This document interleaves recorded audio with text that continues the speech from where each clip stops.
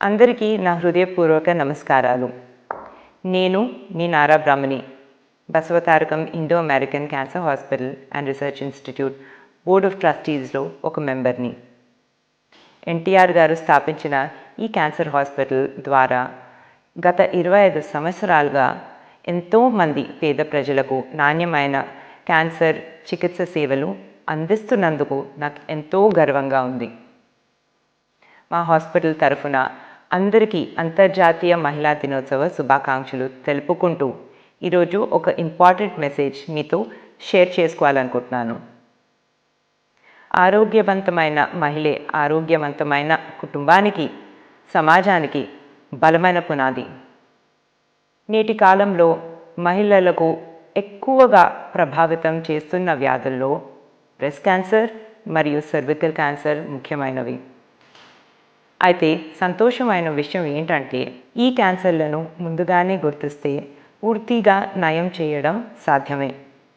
క్రమం తప్పకుండా screening test చేయించుకోవడం అత్యంత అవసరం. Breast self examination, mammography test, cervical cancer screening, Pap smear వంటి పరీక్షలు మన అందుబాటులో ఉన్నాయి. ఈ సాధారణ పరీక్షలే అనేక ప్రాణాలను కాపాడగలవు. అలాగే హెచ్పివి వ్యాక్సిన్ సర్వికల్ క్యాన్సర్ నుండి రక్షణ ఇస్తుంది. ఇది సేఫ్, ఎఫెక్టివ్ మరియు సైంటిఫికలీ ప్రూవెన్. ఈ మహిళా దినోత్సవం సందర్భంగా మన ఆరోగ్యాన్ని ఫస్ట్ ప్రయారిటీగా తీసుకుందాం. రెగ్యులర్ స్క్రీనింగ్ చేయించుకోవాలని ప్రతి మహిళలో అవగాహన పెంపొందించాలని మనమందరం సంకల్పం చేద్దాం. ముందస్తు గుర్తింపు ప్రాణాలను కాపాడగలదు.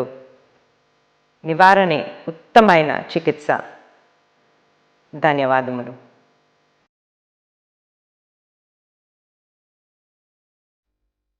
నమస్తే. Prevention is better than cure అంటే చికిత్స కన్నా నివారణ మేలు అని దాని అర్థం. క్యాన్సర్ విషయంలో ఇది ఎక్కువగా వర్తిస్తుంది. మన భారతదేశంలో ప్రతి 9 మందిలో ఒకరికి వారి జీవితకాలంలో క్యాన్సర్ వస్తుంది అని అధ్యయనాలు చెప్తున్నాయి.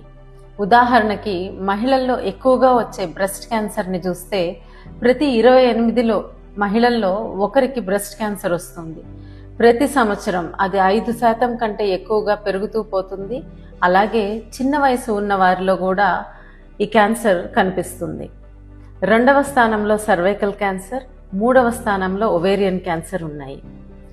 చాలామంది మహిళలు వాళ్ళకి శరీరంలో ఇబ్బందులు ఉన్నా కూడా ఇంటిలో బాధ్యత వల్ల కానీ లేదా మొహమాటం వల్ల కానీ డాక్టర్ దగ్గరికి వెళ్తే ఏం చెప్తారో అన్న భయంతో అశ్రద్ధ చేస్తూ ఉంటారు.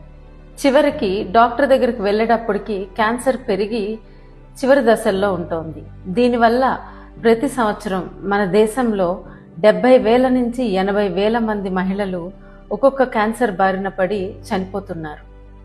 కానీ ఇక్కడ విషయం ఏంటంటే మనం గనక ఇప్పుడు ఉన్న మెడికల్ టెస్టులు కానీ చికిత్సల వల్ల కానీ ఈ క్యాన్సర్ని మనం ముందే గుర్తించగలిగితే వీటిలో ఎన్నో మరణాలని మనం అరికట్టగలుగుతాము. దీనికి మనం చేయవలసిందల్లా ఒకటి, మన వైపు నుంచి ఆరోగ్యమైన జీవనశైలి పాటించడం. 2వది, ప్రతి సంవత్సరం హెల్త్ చెకప్కి వెళ్ళడం. ఈ హెల్త్ చెకప్స్కి వెళ్ళినప్పుడు డాక్టర్ మీ కుటుంబ నేపథ్యంని, మీ వయసుని ఆధారంగా చేసుకొని మీకు సరైన క్యాన్సర్ స్క్రీనింగ్ పరీక్షల్ని సూచిస్తారు.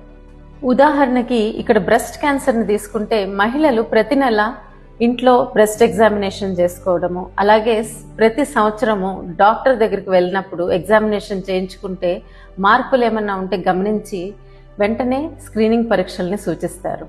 అలాగే 40 ఏళ్ల పైబడిన మహిళలు 1 నుంచి 2 సంవత్సరాల మధ్య మ్యామోగ్రామ్స్ చేయించుకోవడం అనేది తప్పనిసరి. ఇక సర్వైకల్ క్యాన్సర్ దగ్గరికి వస్తే ప్రపంచం మొత్తం మీద వ్యాక్సిన్తో సుమారుగా పరిపూర్ణంగా నివారించగలిగే క్యాన్సర్ సర్వైకల్ క్యాన్సర్. మన ఇంట్లో గనక 9 నుంచి 26 సంవత్సరాల మధ్య ఆడపిల్లలు ఉంటే తప్పనిసరిగా వాళ్ళకి హెచ్పివి వ్యాక్సిన్ని ఇప్పించండి. 9 నుంచి 14 సంవత్సరాల లోపు ఇస్తే గనక ఈ వ్యాక్సిన్ ప్రభావం ఇంకా శక్తివంతంగా ఉంటుంది. 25 సంవత్సరాలు పైబడిన మహిళలు ప్రతి 3 ఏళ్లకు ఒకసారి ప్యాప్స్మియర్ అనేది చేయించుకోవాలి.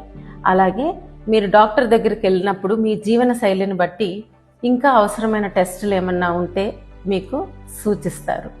రానున్న మహిళా దినోత్సవం సందర్భంగా ఆడవారికి నాదొక చిన్న విన్నపం. ఒకటి, ఆడవారు తమ ఆరోగ్యం గురించి తమకు తాముగా చైతన్యపడాలి. ఇప్పుడు యూట్యూబ్ చూస్తుంటే ఎంతోమంది నిపుణులైన క్యాన్సర్ డాక్టర్స్ వీటి గురించి చాలా వివరంగా చెప్తున్నారు. అవి తెలుసుకోండి. మీరు డాక్టర్ దగ్గరికి వెళ్ళినప్పుడు మీకు ఇంకా ఏదైనా డౌట్స్ ఉన్నప్పుడు వాళ్ళని అడిగి నివృత్తి చేసుకోవచ్చు. రెండవ విషయం, కుటుంబంలో తోటి ఆడవాళ్లతోనూ అలాగే మీ స్నేహితులతోనూ ఈ విషయాలు చర్చించండి. ఒకరికొకరు తోడుగా నిలవండి. నేనైతే క్యాన్సర్ స్క్రీనింగ్ చేయించుకున్నాను, పిల్లలకి వ్యాక్సిన్ ఇప్పించాను, ఎంతో కష్టపడి ఒప్పించి 2 పేరెంట్స్ని క్యాన్సర్ స్క్రీనింగ్కి తీసుకెళ్ళాను. ఇప్పుడు మీ వంతు. Happy women's day. Thank you.